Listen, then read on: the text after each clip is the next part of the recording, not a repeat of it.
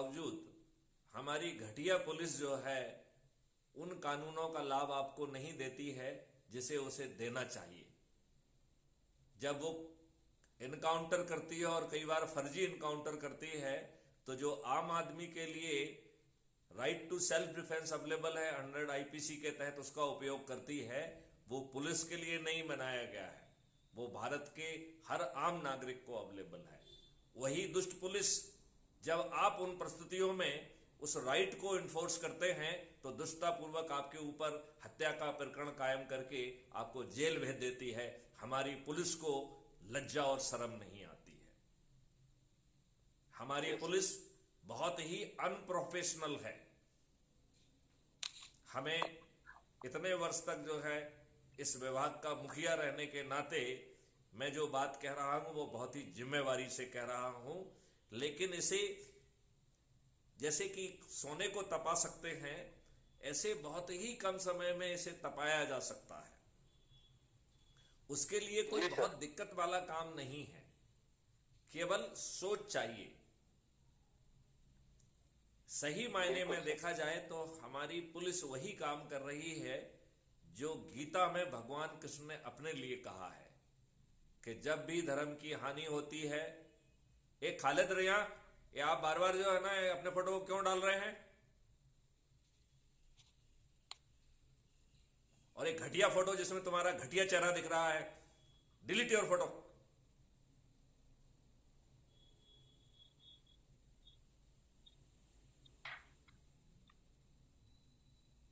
लज्जा नहीं आती है अपना फोटो डालने में?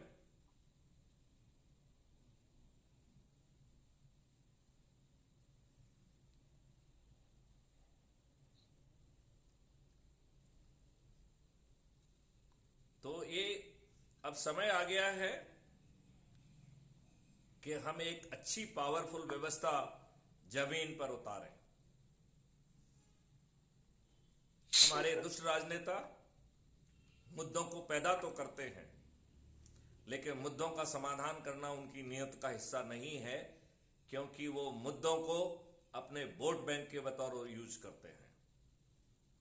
भारत एक ऐसा परिवर्तित देश हो सकता है जहां पर कि हर भारतवासी, चाहे वो किसी भी जाति का हो, किसी भी धर्म का हो, वो अपने पूरे जो है ना विकास के साथ, पूरे उसके साथ जो है वो काम कर सकता है। उसे जो है किसी दूसरे के रहमो करम पर रहने की आवश्यकता नहीं है। He can spiritually and religious manifest himself. हर व्यक्ति को जहां मोक्ष दिख रहा है उस धर्म को मान सकता है और आर्टिकल 25 के तहत उसे जिसका प्रचार करना है उसको प्रचार करने का उसका हक है, लेकिन उसे घटिया बात कहने का कोई हक नहीं है। आर्टिकल 25 का वायलेशन करने का कोई हक नहीं है। वो जो है डकैत दिखने वाले, लाल टीके लगाने वाला बन के श्री राम कहना है तब जो है ना हिंदुस्तान में रहना है, ये लाइसेंस जो है ना किसी ने किसी को नहीं दिया हुआ है। हमारा संविधान इस बात की इजाजत नहीं देता है और ना ही ये इजाजत किसी मुस्लिम को देता है कि वो कहे कि जो है हमारा धर्म मानो नहीं तो तुम काफिर हो, मैं तुम्हारा सिर धड़ से जुदा कर दूंगा, मुझे जन्नत भी मिलेंगी और 72 धूरें मिलेंगी। ये शुद्ध बकवास है। मेरा ये सख्त मानना है कि 4 सेक्शन का कानून जिसमें इसे संज्ञेय अपराध, अजमानती अपराध, जिसमें न्यायालय भी सिर्फ एक ही परिस्थिति में जमानत दे पाएगा, वो होगी कि रिपोर्ट गलत पाए जाने पर। इस रिपोर्ट गलत सही है तो आपको जमानत का हक ही नहीं होगा। इसका मतलब है कि ये मर्डर से भी हीनस ऑफेंस माना जाएगा। बात आप समझ रहे हैं कि नहीं? तो जी, मैं क्लियर हो गया। और crime free Bharat K techno engine के तहत डिस्ट्रीब्यूटेड वीडियो बेस्ड ट्रायल के माध्यम से 3 दिन से 30 दिन के अंदर न्याय हो जाएगा और जैसे ही सजा मिलेगी वो सजा 10 से या 15 साल से कम नहीं होगी। That is the minimum punishment. उससे ज्यादा, उससे कम पनिशमेंट करने का जो है ना मजिस्ट्रेट को पात्रता ही नहीं होगी। और यदि उसने एक से ज्यादा इंसिडेंट्स की हैं तो सजा कॉन्करेंटली नहीं चलेगी, ये मजिस्ट्रेट की मर्जी के ऊपर नहीं रहेगा, वो कॉन्जिक्यूटिव ही चलेगी। यदि उसने यदि 5 ऐसी घटनाएं कर दी तो भाई साहब 50 साल के लिए लॉक हो जाएंगे। और जितनी भी संपत्ति होगी, यदि आपने आर्टिकल 25 का वायलेशन किया है तो आपकी संपत्ति जब्त कर ली जाएगी, और जिस संस्था के आप सदस्य होंगे उस संस्था की भी संपत्ति जब्त कर ली जाएगी। तो संस्था वाले आपकी कुटाई लगाएंगे कि साला ऐसा कोई गड़बड़ काम मत करना, राइट। अभी संस्था वाले इनकरेज करते हैं, पर्दे के पीछे उसे प्रोत्साहित करते हैं, वो ऐसा नहीं कर पाएंगे। हमारी प्रॉब्लम अच्छी व्यवस्था ना देना है, हमारी प्रॉब्लम हम अच्छे नियम कानून नहीं बनाते हैं, ये हमारी प्रॉब्लम है। अदरवाइज हमारे लोगों में क्षमता अनेक हैं, और हम जो है विदेशियों के दुष्टतापूर्वक एक भी काम को नहीं मानेंगे। विदेशी आतंकवादियों के ह्यूमन राइट्स की बात करते हैं, तो ह्यूमन राइट्स पहले अच्छे इंसानों का होगा। टेररिस्ट का human rights will be the last. जब इंसानों की ह्यूमन राइट्स खत्म हो जाएंगे तब जो है ना टेररिस्ट का ह्यूमन राइट्स शुरू होगा, उसके पहले उसको किसी ह्यूमन राइट्स की पात्रता नहीं है। Privacy, right to privacy will be highly subjected right, though it will be guaranteed, but यदि आपने अपराध की लक्ष्मण रेखा क्रॉस की, आपकी सभी प्राइवेसी स्टैंड कैंसिल्ड, सीज्ड। और वही डिजिटल चित्रगुप्त आपकी एफआईआर भी करा देगा, आपके चालानी साक्ष्य भी पेश कर देगा, उसे किसी पुलिस वाले की जरूरत नहीं है। और बिना पुलिस वाले की मदद के आम आदमी के अरेस्ट पावर को यूज करते हुए उसे अरेस्ट करके जेल भी डाल देगा, और उस आम आदमी को जो है डिपेंडिंग अपॉन के उसने कितना बड़ा काम किया है, अरेस्ट करने के लिए उसको उतनी बड़ी रेवेन्यू स्ट्रीम देगा। खतरनाक आदमियों को जो है ना गिरफ्तार करने के लिए 1-8 करोड़ की राशि भी दी जा सकती है। अब बताइए, आप जिस व्यक्ति को आप करोड़पति बना देंगे वो अपने आप को कितना तैयार करेगा। उसको हमारा जो है सिस्टम उसको ट्रेनिंग देगा, किस लेवल के जो है ना अपराधी को गिरफ्तार करने का जो है ना वॉलंटियर को ताकत है, उसी के हिसाब से उसको जो है ना उसको वो मिलेगा।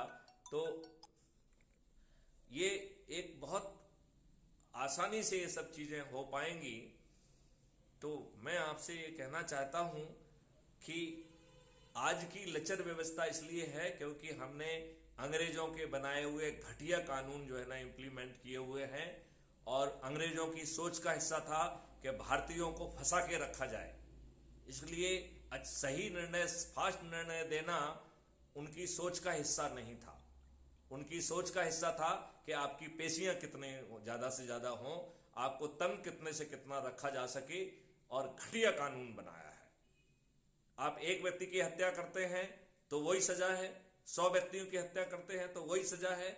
आप गला दबा के जो ना किसी को बिना हंसा को दिखाए बड़े शालीनता से मार देते हैं तो भी वही सजा है, और आप उसको जो ना पीसों में 36 पीस में काट के और अंगीठी पे जला देते हैं तो भी वही सजा है। ये कौन सा दुष्टतापूर्ण कानून है? अपनी सहूलियत के लिए आपने जो है ना उसे संज्ञेय और असंज्ञेय में बांट दिया है। अपनी सहूलियत के लिए आपने उसे सिविल ऑफेंस में बांट दिया है। अरे भाई साहब, गरीब जनता सिविल ऑफेंस में क्या करे? उस बाहुबली लोग जो है ना इन दुष्ट राजनेताओं के प्रश्रय में आके जो है आपकी जमीनों पे कब्जा कर रहे हैं। उस बेचारे गरीब के पास जो है ना न्यायालय की फीस देने के लिए पैसा नहीं, वकील की फीस देने के लिए पैसा नहीं है। इस देश में ये दुष्ट व्यवस्था पैदा की गई है। ये दुष्ट राजनेता, काले चरित्र के राजनेता अब जो है इनके ना ये बचेंगे ना इनके बाहुबली बचेंगे। मैं इस मंच के माध्यम से सभी देश के राजनेता, अपराधियों, बाहुबलियों को चुनौती देता हूं। अब तुम्हारे दिन लद गए हैं, तुम्हारे पाप का घड़ा भर चुका है, अब तुम्हारा जेल जाना तय है। और तब तक हम जो है ये जो बता रहे हैं, जितनी बातें कह रहे हैं, वो कानून के हिस्सा बन चुके होंगे। तो भाई साहब, आप जेल में सड़ जाएंगे और जेल का मैनुअल भी बदल दिया जाएगा। तो जेल में मुफ्त खाना नहीं मिलेगा, पैदा करोगे तो मिलेगा। और आपके मरने की हमें चिंता नहीं है, क्योंकि जो जेल में होगा he will not have any human rights. हमें किसी विदेशी ताकत की ना तो सर्टिफिकेट चाहिए, ना हम उसके सामने ये सिद्ध करेंगे कि हमने इनको साले बदमाशों को, क्रिमिनल्स को जो दूसरों का मर्डर करते हैं, उनके लिए कोई ह्यूमन राइट्स नहीं है। They will only have the human rights when the common public के जो है ना ह्यूमन राइट्स खत्म हो जाएंगे। ये दुष्ट जो है सुप्रीम कोर्ट टेररिस्ट के जो है ना केसेस को रात भर सुनती है, सुबह 5 बजे तक सुनती है। इस सुप्रीम कोर्ट को लज्जा नहीं आती है। इस सुप्रीम कोर्ट को लज्जा नहीं आती है जो 87 परिवारों के अपने ही लोगों को जो है ना कॉलेजियम व्यवस्था के तहत जो है नॉमिनेट करती है। हम कितने निर्लज्ज लोग हैं, लज्जा ही नहीं आती हमको।